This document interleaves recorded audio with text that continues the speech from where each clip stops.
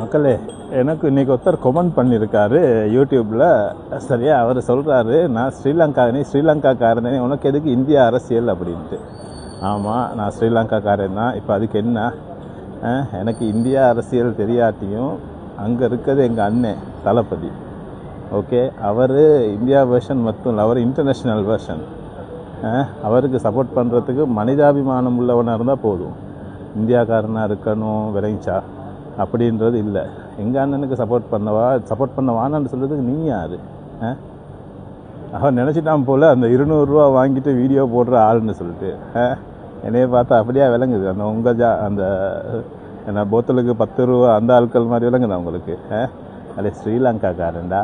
வெட்டினாலும் திட்டினாலும் ஒரு ஆளுக்கு தான் கடைசி வரையும். அது எங்கள் அண்ணனுக்காக மட்டும்தான், தளபதிக்காக மட்டும்தான். சின்னத்துலேருந்தே அந்த ஆளோட ரசிகை. அந்த ஆளுக்கு ஒன்றுண்டா நாங்கள் விட்டுருவோமா? இப்போ தானே ஸ்டார்டிங். இன்னும் அரசியல் சூடு பிடிக்கலையே. ஜனவரி ஆவுக்குள்ளே பாரு, முழு உலக நாடும் இறங்கி கன்வர்சிங் பண்ணும்.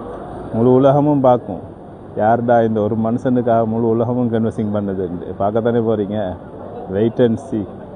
ஓகே, தளபதி சொல்கிற மாதிரி அதே ஸ்டைலில் சொல்லணுன்னா நல்லதே நடக்கும். மாலா போடு